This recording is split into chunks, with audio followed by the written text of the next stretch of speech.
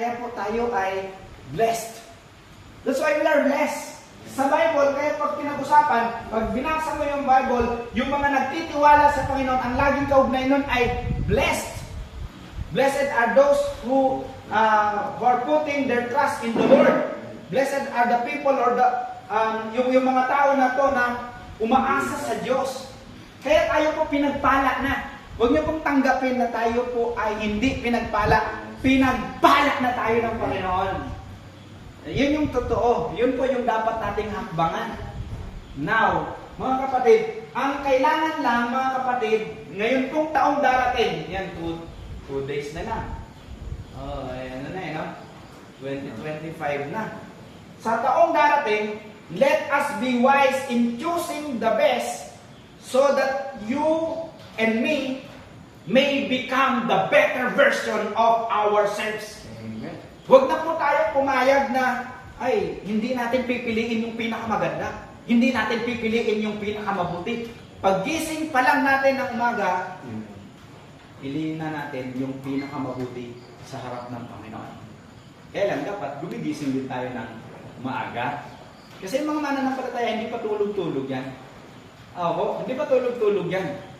Kasi sa totoo lang, ito yun. Gusto ko pong ilahad sa inyo. Ang sinasabi ng Biblia, pag pinag-aralan natin ng Biblia, ang mundo, ibig sabihin yung mga taong wala kay Kristo, pasama ng pasama ang kalalagayan. Tanggapin na natin yun. Pero yung mga mananampalataya, pabuti ng pabuti, patuwid ng patuwid, papalapit ng papalapit sa Panginoon. Amen. Kaya po tayo pinagpapalat. Kasi mga anak tayo ng Diyos. At ang mga tagapagmana ng Diyos, walang iba kundi yung mga anak niya. Hindi niya naman pamamanahan yung mga hindi niya anak. Yan yung totoo. Hindi niya pamamanahan yung mga hindi niya anak. Kaya po mahalaga na maintindihan natin to. Let us then be very careful on how we choose things this coming year. Kung paano natin pipiliin yung mga bagay-bagay sa mundong ito. Why? Kasi narito po yung ilang katotohanan at narito yung ilang kahalagahan ng ating gagawing pagpili. Una, tandaan niyo po ito. Okay? Kung ikaw ay nabubuhay na ng 2 dekada, 3 dekada, 4 na dekada, o maglilimang dekada, mag-aanim na dekada sa mundong ito, tandaan niyo po ito, tandaan po natin ito. Most of the times, most of the things that are happening in your life right now, yan ay resulta, bunga ng iyong pinili at pinanindigan nung nakaraan. Diba, 30 years ka nang nabubuhay. Okay? 30 years ka nang nabubuhay, karamihan doon sa mga nangyayari sa buhay mo, yung bang epekto yan ng pinagdesisyonan mo. Epekto yan ng pinili mo. So, mahalaga yon. Maaring hindi po natin pinili kung sino ang naging magulang natin. Maaring hindi natin pinili kung sino ang naging nanay, tatay natin, naging mga kapatid natin, o dun sa pamilya na kinabilangan natin, hindi natin yun pinili kasi given yun. Okay? Maaring pinanganak kang mahirap, pero kasalanan mo na kapag ka ikaw ay mamatay ng mahirap pa rin. Bakit? Kasi meron ka ng meron ka ng pagdedesisyon. Meron ka ng pagpiling gawin meron ka ng pagpiling gawin. Hindi totoo. Kasi gusto ni Lord nag-improve tayo. Gusto ni Lord natututo tayo. Ngayon, pangalawa, yung pangalawa sa katotohanan at kahalagahan ng ating gagawin pagpili, kung magiging ano at sino ka bukas ay nakadepende sa pagpili at pagtindig na gagawin mo ngayon. Yun yung totoo, kung magiging sino ka bukas. Kaya, hindi po pwedeng sabihin ng mga taong pupunta sa impyerno o naandun sa impyerno at sisisihin nila na ay wala namang nagbahagi sa atin sa salita ng Diyos. Okay? Kasi ang kaligtasan, iniaalok yan sa lahat. Depende yan sa kung ano ang desisyon mo ngayon. Your eternal destiny will depend on how you decide today. Kasi kung magiging ano ka at magiging sino ka bukas, Hindi mo po pwedeng i-claim ang langit na, ay, sa langit ako. Pero wala kang pagpapasyang ginawa sa sarili mo. Yung pagpili. Ano po, kung sino tayo ngayon, produkto ng kahapon, at kung magiging sino tayo bukas, produkto ng kung ano ang ginagawa natin ngayon. Kaya po ngayon pong mga panahong ito, kasi ang katotohanan, the truth is, life is a choice. Ang buhay ay pagpili. Ang buhay ay pagpili. Kasi tinan niyo po, kahit balikan natin yung kay Eva. Ang sabi ng Panginoon kay Adan, malaya kayong makakain sa lahat ng bunga ng punong kahoy sa halamanan ng Eden. Maliban sa bunga ng pagkakilala, ng punong kahoy ng pagkakilala ng mabuti at masama. Yun lang. So, anong ginawa ni Eva? Nung tinukso siya ng ahas, pumitas siya.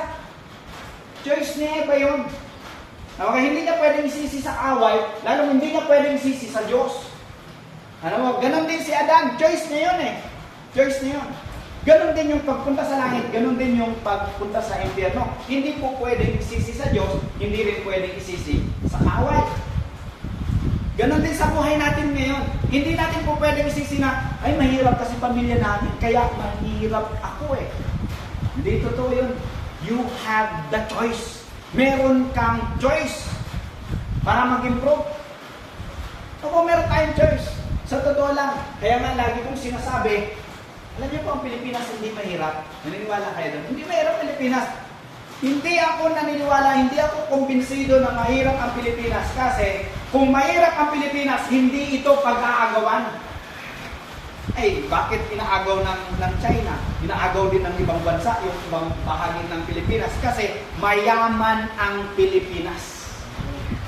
Mayaman ang Pilipinas. Perlas ng silangan.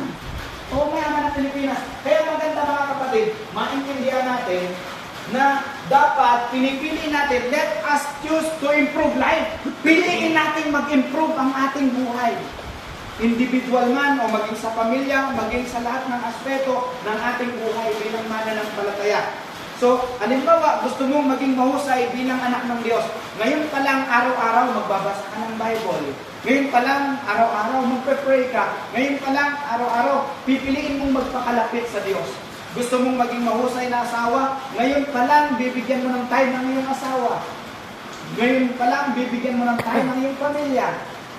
Kasi gusto mong maging mahusay bilang mamamayang Pilipino, ngayon pa lang gagawa ka na ng lahat ng kabutihan sa lahat at sa abot ng iyong makakaya para maging mahusay at mabuting mamamayang Pilipino. Gusto mong maging mahusay na estudyante, ngayon pa lang pagbutihin mo, pag-igihin mo ang pakikinig, una sa guro mo.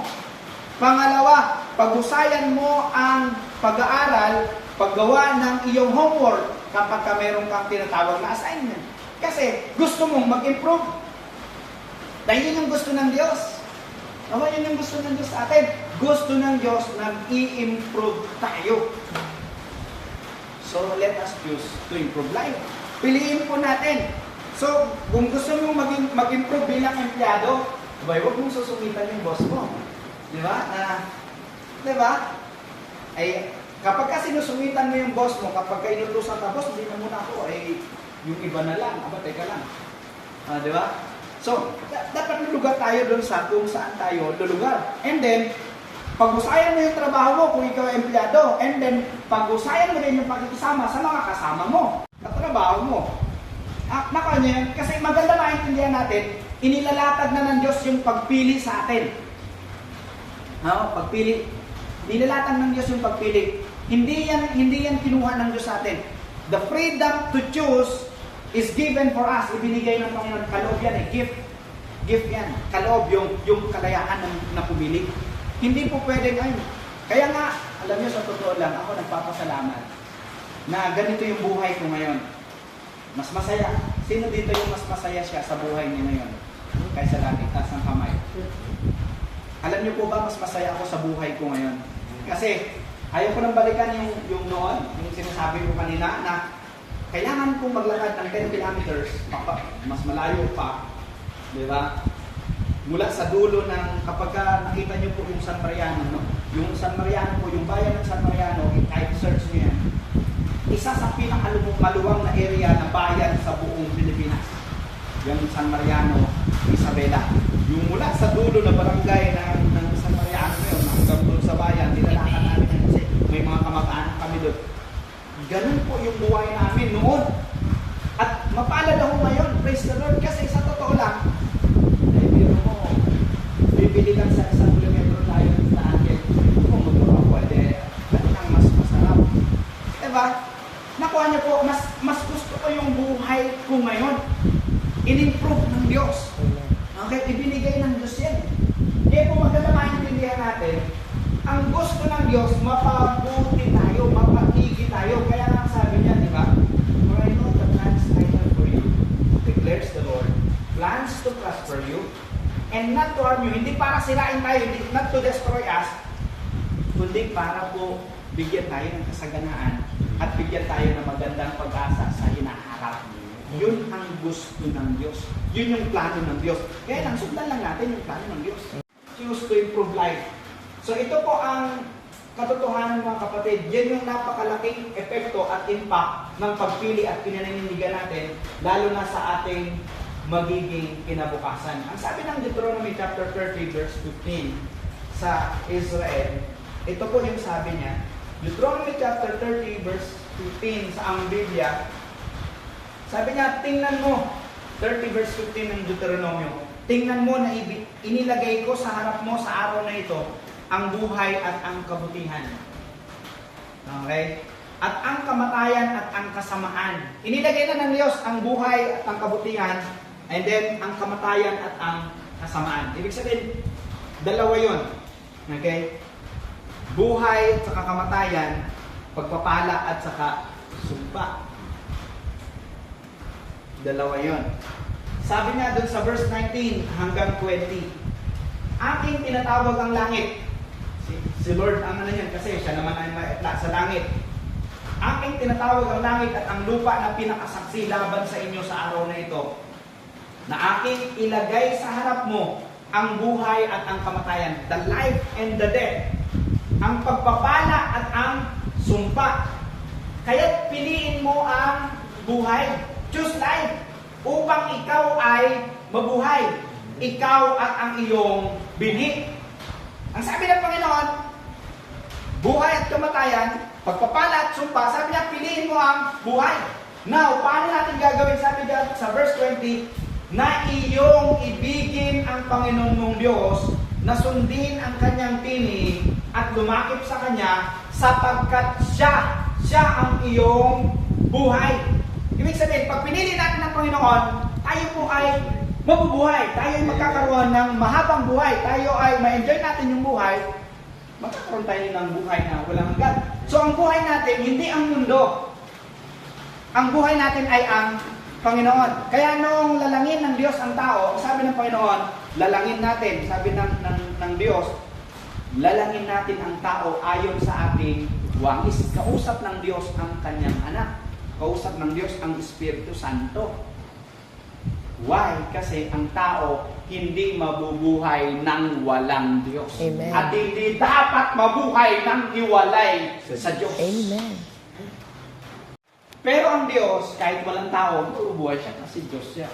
Pero nung lalangin ng Diyos ang tao ay hindi dapat mabuhay na walang Diyos. Kaya ang sabi ng Panginoong Sus, wala kayong magagawa kung kayo hiwalay sa akin. You can do nothing apart from me. Diba? Yung bang tayo yung magsosolok, ay buhay ko to. Hindi ganoon eh. Yung buhay na meron ka ngayon, buhay yan na galing sa Panginoon. Kaya dapat ipinaglilingkod natin sa Panginoon, dapat isinusuko natin sa Panginoon. Ano po? Ang ating mga plano, lalo na ngayong taong ito, tila baga hindi gumagana. Lord, gusto kong magtapos. Eh, hindi pa pala ganun ang gusto ni Lord. Gusto pa niya ma-enjoy mo yung pagiging estudyante. Di sige lang, aral lang. Diba? Halimbawa lang. Ano po? When your plans seem don't work, choose to remember God's plan. Piliin mong alalahanin na ang plano ng Diyos ay mabuti. Bakit? Kasi mabuti ang Diyos. Jeremiah 29:11. And I quote, okay? For I know the plans I have for you, declares the Lord. Plans to prosper you, and not to harm you. Plans to give you hope and a future. Alam niyo po, yan po yung kauna-unahang talata na naunawaan at na-receive ng inyong pong lingkod. And hanggang ngayon, until now, dala-dala ko po yung mensahe ng talata na yan. And it is good. 23 years na po akong mananampalataya. Pero yung plano ng Panginoon sa akin, paganda ng paganda, ng paganda, ng paganda. Kasi ang pinakamagandang plano sa lahat sa mundong ito, walang iba kundi yung plano ng Diyos. Para sa buhay ko, para sa buhay ko. Amen. For you is the best. Naniwala kayo doon? God's plan for you is always the best. Yun yung pinakamabuti. Sino nakakala ng kung anong mangyayari bukas? Kasi sa atin dito. Hindi naman natin alam. Hindi natin alam. So, kanino tayo ngayon magtitiwala ng plano? Lord, ito yung plano ko, pero Lord, yung plano mo ang sunod. Diba?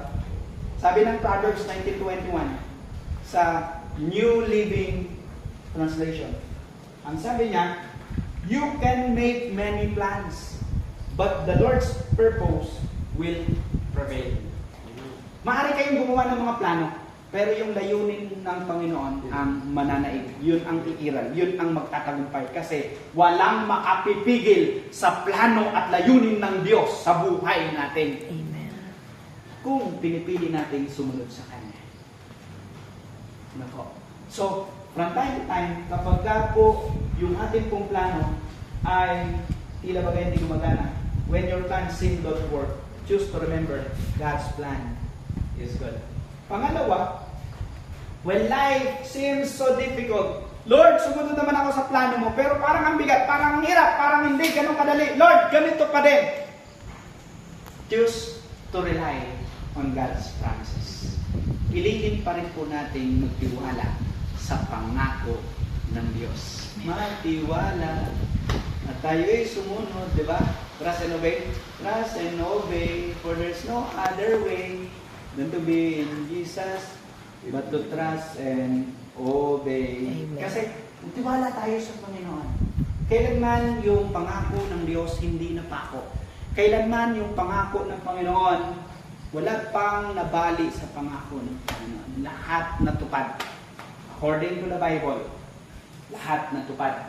At maganda na maintindihan natin, na ang isa sa pangako ng Panginoon sa kanyang mga mananampalataya sa Hebrews chapter 13 verse 5 sa New Century Version. New Century, parang medyo nabukang gutom, may century na So sa Hebrews 13:5, sabi niya, keep your lives free from the love of money and be satisfied with what you have. God has said, I will never leave you, I will never abandon you. Hindi kita iiwan, hindi kita pababayaan. Nitong pandemic po na nakaraan, meron po ba dito sa atin nakaranas na magutom? Yung bang isang araw hindi nakakain? Dahil po sa GMA, merong nagtaas kanina. Sabi ko, Brad, mamaya mag-usap tayo. Kasi sa totoo lang, sabi ko, sa Pilipinas, hindi naghihirap ang Pilipinas. Hindi totoong naghihirap ang Pilipinas. Huwag kayong maniwala, huwag kayong maniwala doon. Mayaman ang Pilipinas. Kapag ka nagutom ka ng isang araw sa Pilipinas, lalo na dito sa Magallanes, kasalanan mo na yun. Sa dami ng papaya, sa dami ng kamoteng kahoy, sa dami ng kamote. Di ba? Ay, lalo na dito, di ba? Napakadali lang, magtanim ka lang sa paso. May gulay ka na. Mga kapatid, napakabuti ng Panginoon. Ang pangako ng Panginoon, hindi tayo iwan, hindi pababayaan man. Kailangan hindi tayo pinabayaan ng Diyos. Ako, sabi ko nga, 23 years in my life as His followers, as His believers. Hindi ako pinabayaan ng Panginoon. Yes, hindi ako pinabayaan ng Panginoon. Ganun kabuti ang Diyos ko, ganun kabuti ang Diyos mo. Yes. Yung Diyos ni Abraham, yung Diyos ni Isaac, ni Jacob, ng Israel, yun yung Diyos ko, yun yung Diyos natin lahat. At ganun kabuti. So, hindi pa ba tayo magtitiwala sa Diyos? Hindi pa ba tayo aasa at susunod sa Diyos? So, choose to rely on God's promises. If you put your trust in the Lord, then He will give you success. Sino pong gusto magtagumpay? Taas ang kamay. You want to success? Do you want to succeed in your life? Do you want success in your life? And then, sabi ng Bible, trust in the Lord with all your heart and lean not on your own understanding. In all your ways, sa lahat ng iyong gagawin, in all your ways, acknowledge Him and He will make your path straight. Ang sabi niya dito sa New Century Version, trust the Lord with all your heart and don't depend on your own understanding. Remember the Lord in all you do and He will give you success. Alalahanin mo siya sa lahat ng iyong ginagawa. Lord, sa aking pag-aaral, nawa Panginoon pagtagumpayin mo. Lord, sa aming ginagawa dito sa mission, Lord, pagtagumpayin mo. Lord, sa aming pangaral, pagtagumpayin mo. Lord, sa aming worship. Lord, sa aming project. Ba yung project natin na magkaroon ng service. Yung project sa Kabulusan na magkaroon ng lupa. Actually ngayon, we will be working out sa trabahuin po natin yung pag-iipon po ng pera para makabili ng lote sa Kabulusan. So sabay-sabay po yan sa awa ni Lord ngayong taong to. Sa GMA ay i-work out po natin sa tulong ng Diyos sa GMA ay yung malagyan ng dingding, yung second floor. So kapag mayroon tayong pribileyo ng parating doon. And then mga ngaral, so sabay-sabay po yan. Naniniwala ako, bibigay ni Lord yan. Papagtagumpayan ng Panginoon. Kasi ang Diyos natin, Diyos ng katagumpayan. Ang Diyos natin ay hindi Diyos ng kabiguan. Ang Diyos natin ay Diyos ng katagumpayan. Amen. Buhay mo ay parang bigo, and good. Kaya tuloy, doon sana meron ngayong meron sa apps na kabigo. Although si Pastor Mike kabigo, magkaiba naman yung ayaw ko doon sa kabigo. Kasi tropang bigo eh. Ako doon sa tropang tagumpay. Tumanggap na nga lang din ako sa Panginoon, sumunod na ako sa Panginoon. Si Lord ay Diyos ng katagumpayan. Ang Diyos natin ay Diyos ng katagumpayan. Gustong-gusto pa niya. God is more than willing to help you and God is more than willing para yung buhay mo maging matagumpay. Higit, kumbaga, handang-handa ang Panginoon na tulungan ka to make you succeed in life. God is more than willing to make us successful in life. Yun yung totoo. Maganda na maintindihan natin. Pangatlo, when life seems go wrong, para bang Lord, sumunod na ako. Sumuko na ako sa iyo. Pinakinggan ko na lahat. Nagtiwala ako sa iyo. And you do not understand what is happening. Hindi mo pa rin naiintindihan. Hindi mo naunawa. Naguguluhan ka. Pangatlong bagay, choose to recognize God's presence and power. Piliin po pa rin natin na magtiwala. Kumbaga, kilalanin yung kapangyarihan at yung presensya ng ating Panginoon. Lord, litong-lito na ako. Naranasan niyo ba? Litong-lito, gulong-gulo. Lord, litong-lito na ako. Piliin pa rin natin kilalanin ang kapangyarihan at presensya ng ating Panginoon. Why? Kasi, ito yung sabi po ng Bible. Sa James chapter 4, verse 8, come near to God, and God will come near to you. You sinners, clean sin out of your lives. You who are trying to follow God and the world at the same time, make your thinking pure. So, come near to God. Sabi niya, lumapit kayo sa Diyos at siya'y lalapit sa inyo. Every time, lagi kong sinasabi, Lord, kahit saan Lord, bayarin na namin ngayon. Siyempre, si Lord ang lalapit lang kasi si Lord ang source ng blessing natin. Diba? Lord, bayarin na ng internet. Lord, bayarin na ng kuryente. Sa amin, ang privilege ni Lord sa amin. Sa totoo lang kung bakit mas na-enjoy ko ang buhay ngayon. Pero mo, nakatira ako sa bahay na hindi ako nagbabayad ng tubig. Kasi may nagbabayad para sa akin. Di ba? No. Nakatira ako sa bahay na hindi ako ang bumibili ng gasol. May bumibili para sa akin. Ay, saan ka pa? Di ba? Saan ka pa? Kaya mas maganda buhay ko ngayon. Although dati, talagang nangangahoy na hindi naman namin yung pangangahoy na isa sa pero mas maganda ang buhay ko. Okay? Yes. Kasi in-improve ng Diyos. So, piliin natin just to recognize God's power and presence. God's presence and power. Just to believe and put our hope in God. Sabi po ni Job, nung siya po ay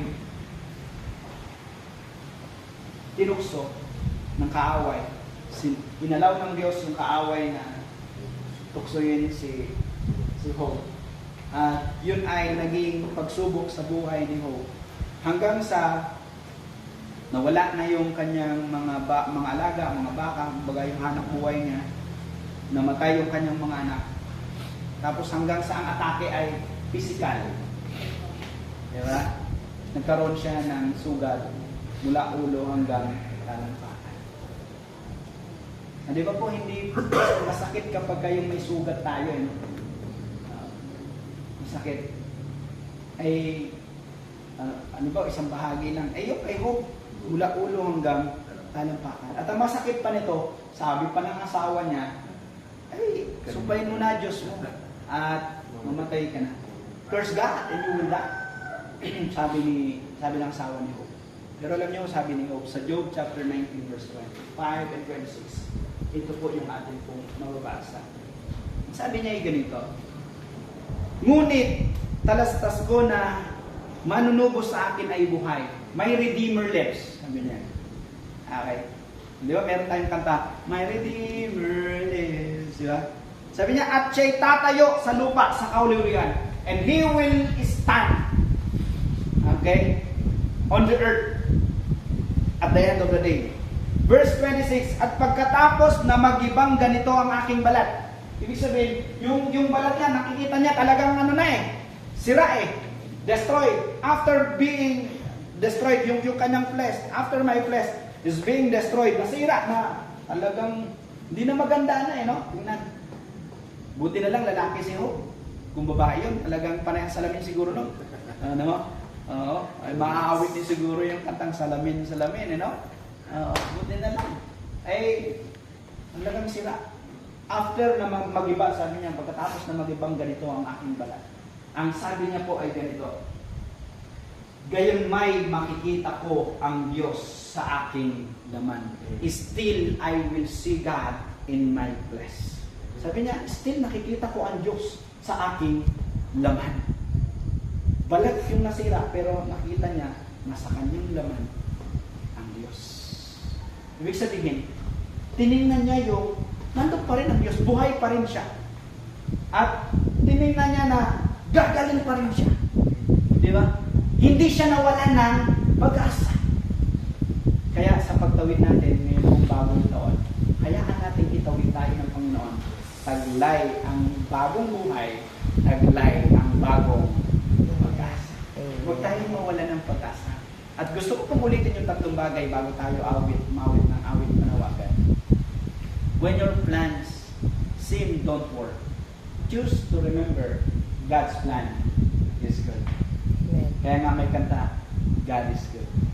Okay? Kasi yung plano ng Diyos para sa atin is good. Always the best. Amen.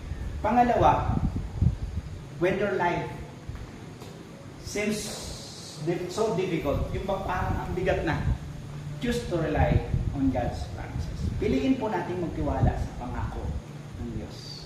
Sa mga pangako ng Diyos tayo ay aasa. Sabi ng hymnal. And then pangatlo,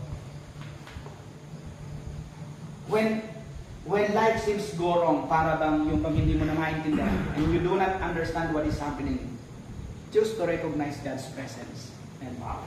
Kasi yun naman talaga ang totoo. Hindi tayo bibiguin ng Panginoon. Umasa po tayo sa Diyos. Umasa tayo sa Diyos. Tawid ng 2025, taglay natin ang bagong buhay. Taglay ang bagong pag-asa na galing sa Diyos. Amen. Why? Meron tayong Diyos na buhay. Amen? Ay, Amen. wala tayo tumayo.